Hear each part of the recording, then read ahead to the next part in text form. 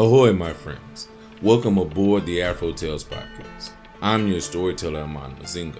Join me as we explore the tales that grew from the people of indigenous and African descent in the Americas and the Caribbean. After, come and see me, chef, who will impart upon you a recipe for the story you have just heard. So with no further ado, let us set sail on this new age of exploration. No, I'm not.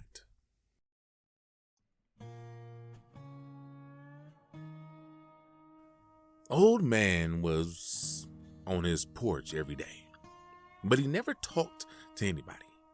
He just sat there frowning at the passers-by, never having a kind word for anyone.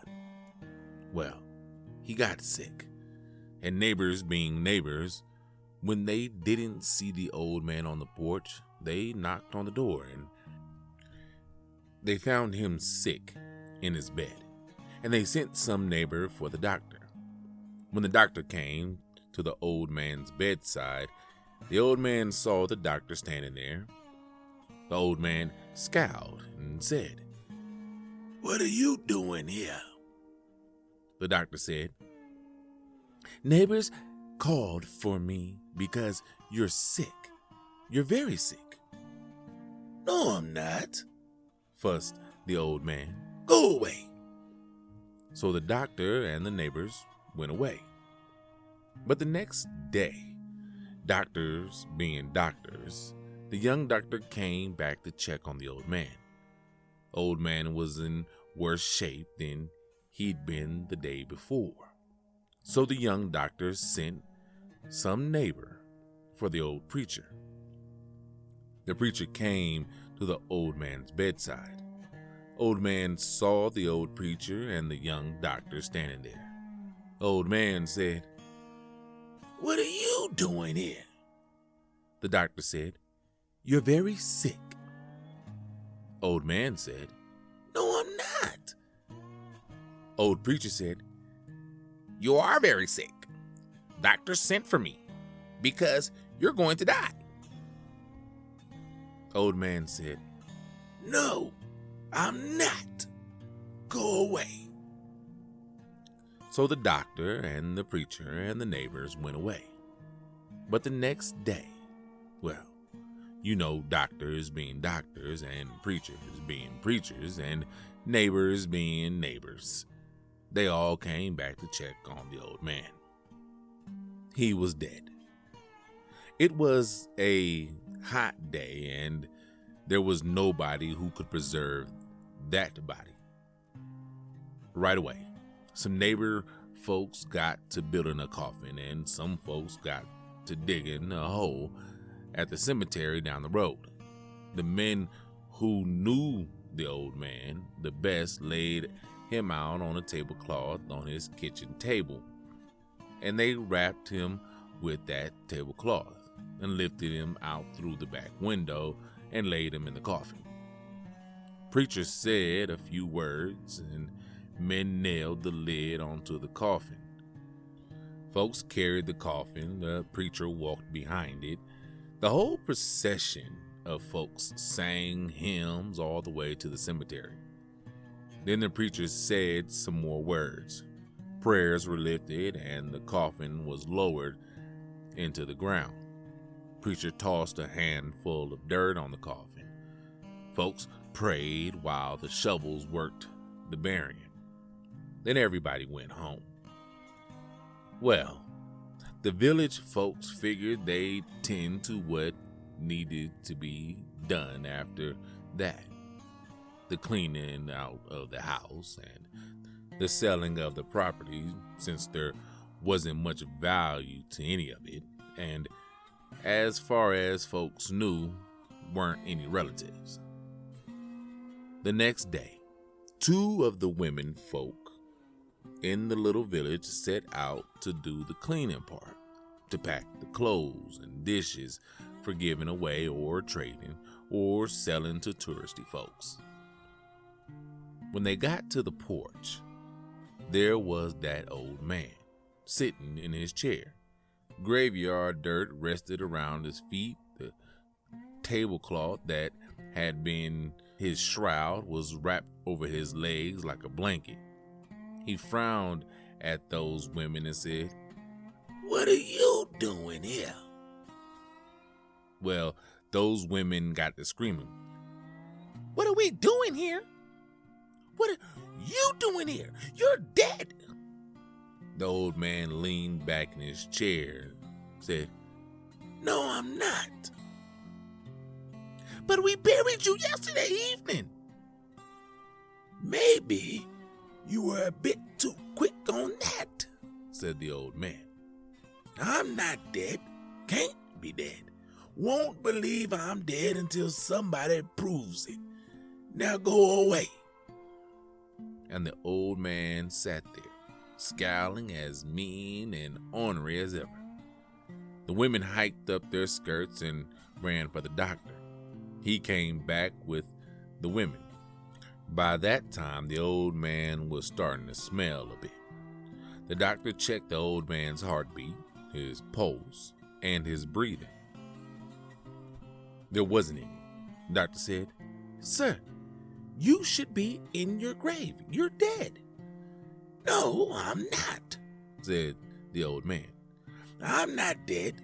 Can't be dead. Won't believe I'm dead until somebody proves it.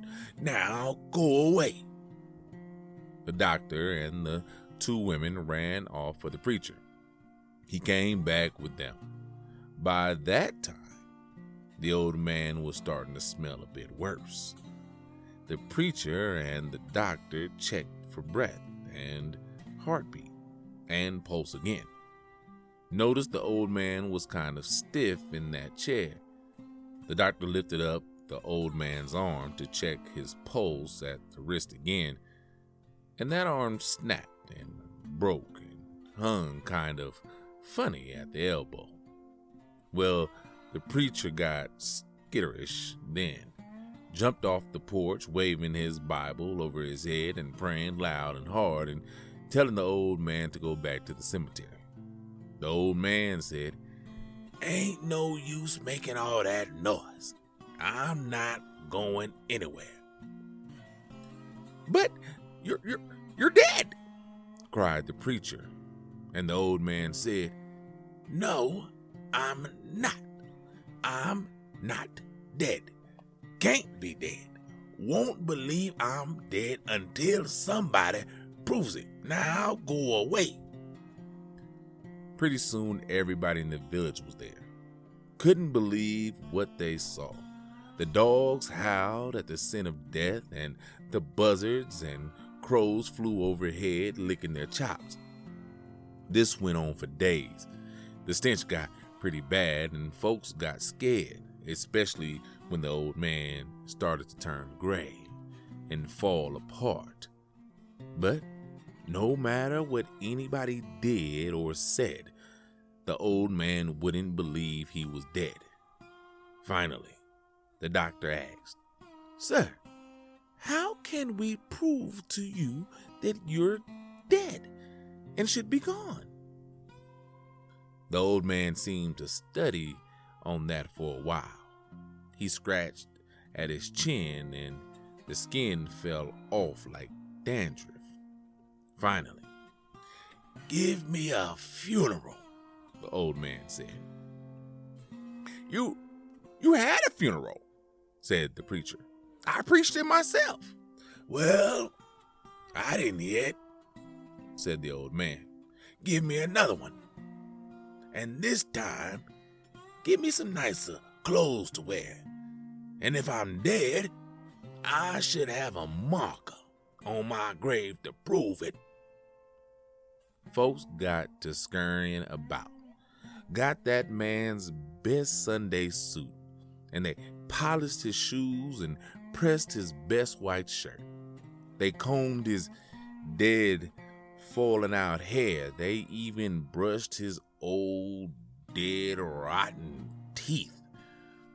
They tried their best not to make any more skin fall off, but it wasn't easy. They even slapped some wintergreen shaving cream on the old man when they shaved his bristly whiskers so he'd smell a bit better.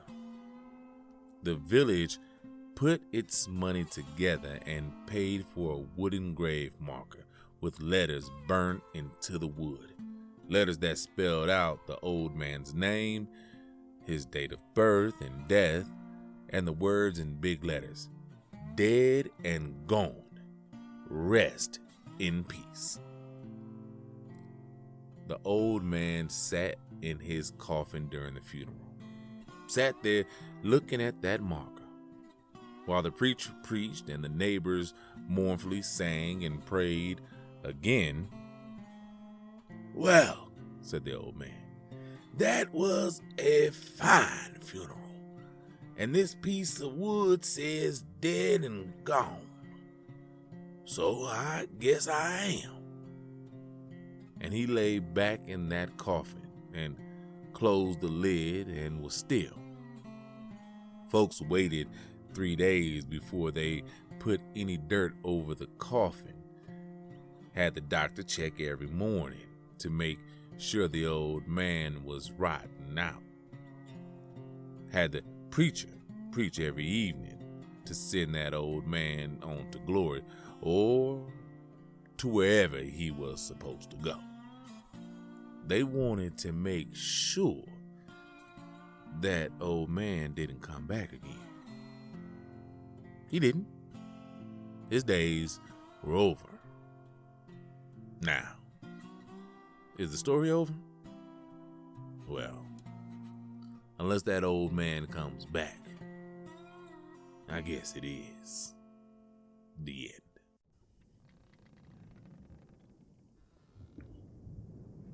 Wow, this is a great story coming from the Affrilachian tales, folktales from the African-American Appalachian tradition by Lyn Ford. Now, you may be asking yourself, why am I telling a ghost story? That's because traditionally in the winter months, ghost stories were told to be spooky. It was cold and they loved to tell ghost stories. So here on Afro Tales podcast, we're going to try to do the same thing. Now, this story in particular is said to be similar to a story called The Doctor to the Dead by John Bennett in 1946. I will be looking for that story for you guys. But I love this story. It reminds me of how we all are, right? No one wants to die, honestly. We all wish we could live forever. But, you know, the Latin phrase is the Latin phrase, memento mori, remember. You must die, you know. And this old man, I feel, because he didn't have the family to cry over him and take care of him in his final days, when it was his time to go, he wanted people to show him some kind of love. And that's why he wouldn't go until they could prove it to him. You know, have the preacher do a sermon that really meant something. Have him be dressed in something that said, I take care of this man, or I am taken care of. Have people truly mourn his passing. And I believe that's what this is. But also, another message in this story is, don't be that old ornery person. Be friendly to people and you will have that send off that you want. You know, be kind to someone, anyone that can, when it's your time to go, take care of you the way you want to be taken care of. You know, they say you're going to go out the way you came in, and that's by yourself. But that's not true. Many of us were born with twins and triplets and sextuplets, and so we didn't come into the world alone. You know, I understand what they're trying to say, but we didn't. You didn't. You didn't come into this world by yourself. Your mother was there. If no one else, your mother was there. Now, she may be gone before it's time for you to go, but you didn't come in alone. You don't have to go out alone either. Okay? Find somebody that loves you. Love somebody. Be kind. And when it's your time to go, somebody will have some kind words to say for you. All right? Well, let's keep this quick. Chef has a wonderfully tasty recipe for you. And so, until next time, thank you for coming on this journey with me. And thank you for telling a friend about us. And as always, have a blessed day.